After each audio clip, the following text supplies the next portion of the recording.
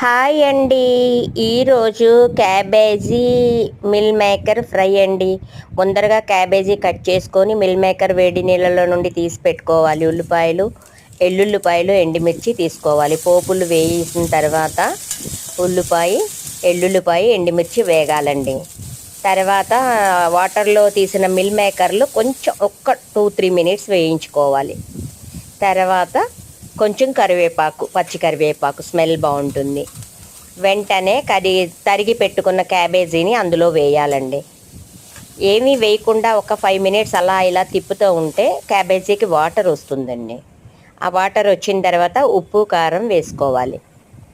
ఉప్పు కారం వేసుకొని కొంచెం ఒక్క హాఫ్ గ్లాస్ వాటర్ వేసుకుంటే బాగా క్యాబేజీ బాయిల్ అవుతుంది. ఇలా ఒక 10 నిమిషాలు మూత పెట్టిన తర్వాత cabbage meal maker fry ready అండి. సో టేస్ట్ చేసియండి. బాయ్.